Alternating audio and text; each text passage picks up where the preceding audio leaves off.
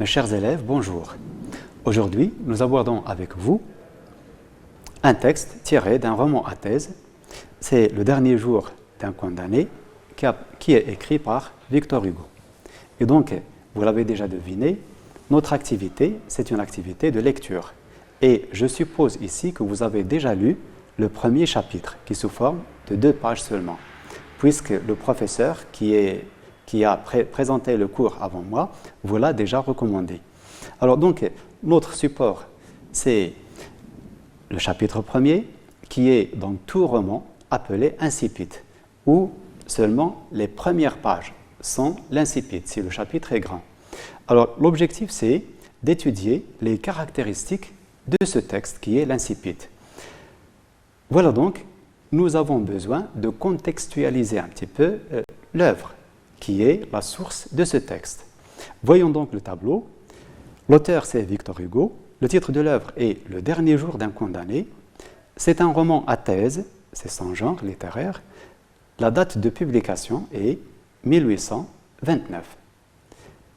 Pour identifier ce texte, nous nous posons la question à propos de sa typologie.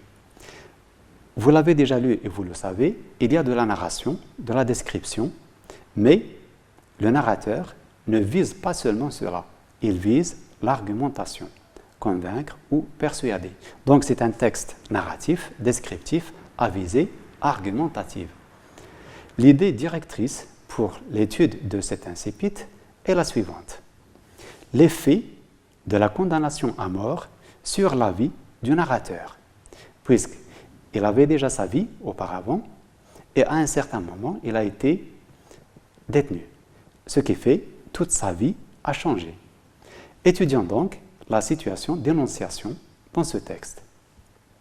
Nous nous posons donc les questions que vous connaissez déjà. Nous commençons par qui parle, puisqu'il y a quelqu'un qui parle dans le texte. C'est un je qui s'annonce dès le début du texte. Puisqu'il dit je, c'est un narrateur par définition, et donc il est aussi un personnage. Il participe à l'action. C'est lui-même le condamné. Vous savez déjà qu'il se trouve à Bicêtre, dans un cachot, donc il est seul. La question qui se pose, c'est à qui parle-t-il? Il est évident qu'il parle à lui-même. Donc, la question suivante, c'est depuis quand? C'est depuis 5 semaines. Il le dit textuellement dans l'incipit. De quoi parle-t-il? Il parle de sa condamnation, de ses émotions, ses souffrances, ses sentiments. Mais pourquoi en parle-t-il? C'est pour exprimer sa souffrance actuelle, pour faire part aussi de son état d'âme, ses sentiments. Faire part, c'est-à-dire partager. Alors, dans quel but? Pourquoi partager cela? Pourquoi faire part de son état d'âme? Il doit y avoir un autre objectif, c'est de susciter la pitié et impliquer le lecteur. Celui qui lit doit sympathiser avec lui, il est donc impliqué dans sa thèse. Nous passons donc à l'étude proprement dite de ce texte, structure, de manière générale. Ce texte, nous l'avons réparti en 2 grandes parties. Il y a bien sûr d'autres choix, mais nous avons opté pour cela, puisque ça se justifie. Cette structure est basée sur 2 moments, c'est-à-dire 2 situations opposées, ce qu'on appelle 2 mouvements. Le premier mouvement, puis le deuxième. Le premier moment, c'est le moment du passé. Il marque le premier mouvement. Cette partie dans le texte commence par « autrefois » jusqu'à « j'étais libre ». Elle correspond à un seul paragraphe. Le deuxième moment, c'est le moment présent. Donc « autrefois », hors de la prison, et le moment présent où il est en prison, qui va de maintenant jusqu'à la fin du texte. Mais elle intègre aussi le premier paragraphe, cette première partie du texte.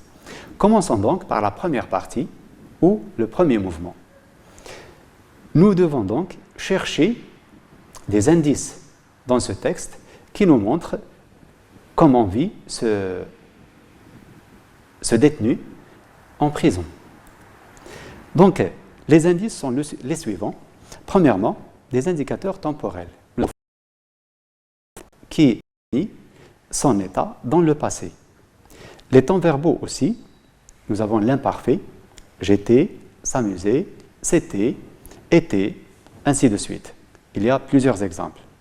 Le troisième indice, c'est le champ lexical du bonheur. Et donc, dans cette partie, nous avons le passé, sa vie antérieure, avant sa détention, son emprisonnement, et puis son état d'âme. Il était ou son attitude dans le passé, comment il vivait. Nous avons plusieurs indices du champ lexical du bonheur. Ce sont des mots qui forment un réseau et qui nous donnent cette idée. Esprit jeune et riche, plusieurs idées, plein de fantaisie, inépuisables arabesques, la lumière, des batailles gagnées, des promenades, j'étais libre, etc. Tous ces ingrédients qui veulent dire tout simplement le bonheur. Alors, l'indice suivant, ce sont des figures de style, comme par exemple la comparaison. J'étais un homme comme un autre homme. Il vivait sa vie. La gradation, chaque jour, chaque heure, chaque minute avait son idée. Son esprit était riche d'idées. Et donc, c'était le bonheur. L'hyperbole aussi participe à cet état d'âme d'inépuisables arabesques, inépuisables, interminables. Donc, l'hyperbole. Puis, l'énumération dans une phrase très très longue et qui se forme de plusieurs petites phrases ou plusieurs séquences dans la phrase séparées par des virgules. Elle commence par « c'était des jeunes filles », des splendides chapes d'évêques, etc., jusqu'à la fin de la phrase. Alors, nous concluons donc de tout cela, nous devons tirer une conclusion pour ce qui est de cette première partie. La liberté du narrateur est la vie heureuse dans le passé, par opposition à ce qu'il vit maintenant. Et donc, il était un homme libre, il était heureux dans sa vie avant qu'il ne soit capté ou capturé plutôt et en prison. Alors, nous passons donc à présent au deuxième mouvement qui est marqué par le deuxième moment, ou qui marque plutôt le deuxième moment, c'est le moment présent. Alors, comment se porte-t-il maintenant? Déjà, la partie du texte qui commence par « maintenant », jusqu'à la fin du texte, elle va jusqu'à la fin du texte, mais elle intègre aussi le premier paragraphe. Alors, voyons un petit peu ces indices. Les indices qui vont nous informer sur le moment présent de ce narrateur. Le moment est maintenant, qui s'oppose à autrefois. Alors, l'indice 2, ce sont les temps verbaux. Alors, nous avons le présent de l'indicatif principalement. J'habite, mon corps est offert, je veux, elle se glisse, ainsi de suite. Passons à l'indice 3. Il s'agit des champs lexicaux. Nous avons abordé seulement 2, il y en a d'autres bien sûr, mais nous avons choisi seulement 2. Le premier donc est celui de la captivité. La captivité, l'état de quelqu'un qui est captif, qui est en prison. Et donc là aussi nous avons 2 sous-champs lexicaux, c'est-à-dire qui participent à ce grand champ lexical de la captivité. Nous pouvons trouver dans le texte le champ lexical de la captivité physique. Captif, offert, cachot, en prison, etc. Mais il y a aussi une autre captivité, une captivité d'un autre genre, d'un autre type, c'est la captivité morale. Alors, nous avons comme indice, mon esprit est en prison, je n'ai plus qu'une pensée, qu'une conviction, cette pensée infernale, un spectre de plomb, etc. Passons donc à l'indice suivant, c'est le 4e. Cet indice, la phrase exclamative. Vous l'avez déjà remarqué, condamné à mort, qui commence le texte, notre texte commence par cette expression, condamné à mort, et puis nous la retrouvons une autre fois au milieu du texte, et puis c'est cette expression qui ferme le texte. Et donc, cette phrase qui est répétée 3 fois, elle retourne comme un refrain, comme cette petite partie qui se répète dans la chanson. Alors donc, l'indice suivant, c'est une figure de style, à vrai dire, la personnification de la mort. Alors, elle est appelée elle, tout à fait comme une personne, elle, qui indique dans le texte l'idée de la peine de mort. Sa présence, elle est là, elle est présente, face à face avec elle, il se trouve face à face avec elle, des mains de glace, par elle, une voix à murmurer, c'est cette idée même, etc. Et donc, la personnification de la mort, il est hanté par cette idée. Le moment présent a un autre indice aussi, c'est le 6e, ce sont les champs lexicaux. Nous en avons trouvé 2 dans le texte qui sont prépondérants. Le premier, c'est le champ lexical du délire. Nous avons donc textuellement dans le texte un sommeil convulsif, mes rêves, m'éveiller, le rêve, et puis mon sommeil, ainsi de suite.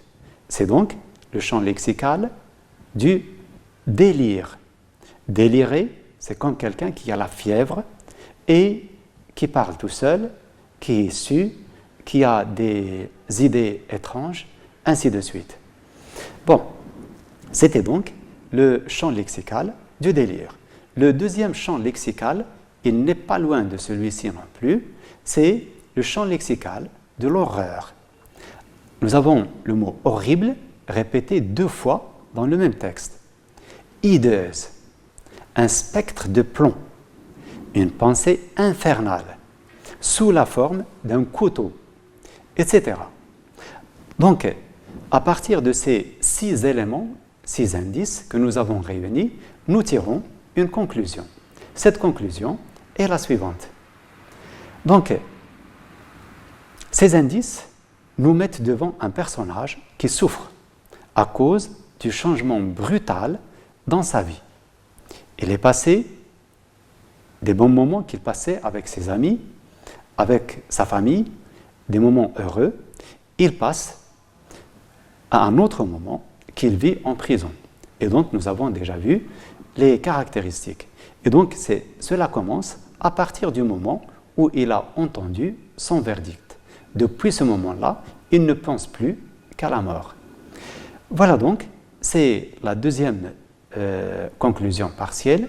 Nous devons faire donc une synthèse qui va réunir tous ces éléments à partir, bien sûr, des indices. Nous devons trouver l'élément que nous cherchions depuis le début, c'est-à-dire l'effet de la condamnation sur le condamné, mais aussi les caractéristiques, d'un autre côté, les caractéristiques de ce texte qui est l'incipit. Alors donc, dans cet incipit, l'auteur présente le personnage principal, c'est le condamné, un cadre spatio-temporel. À vrai dire, nous avons seulement l'espace qui est exprimé, c'est Bicêtre, là où se trouve cette prison, cette vieille prison. Maintenant, elle ne l'est plus. La construction existe encore, mais ce n'est plus une prison, c'est un hôpital. Mais le temps, il n'y en a pas. Il n'y a pas d'indicateur temporel qui situe ce texte dans un moment précis. Le thème principal, c'est la peine de mort, et donc qui va parcourir tout le roman jusqu'à la fin. Le narrateur distingue 2 moments de sa vie. Premièrement, sa jeunesse, avant la détention. Il vivait des moments de liberté, de bonheur, etc. Mais il y a un autre moment, c'est le moment de sa captivité physique, mais aussi morale, puisqu'il est déjà prisonnier d'une seule idée. Son esprit est emprisonné dans une seule idée. Il ne peut pas penser à autre chose. Bon, la dernière idée, c'est l'idée de la mort qui devient une obsession, un refrain qui ponctue désormais le reste de sa vie. Tout ce qui lui reste à vivre, il sera bien sûr comblé de cette idée de la mort. Je vous remercie. Merci de votre attention.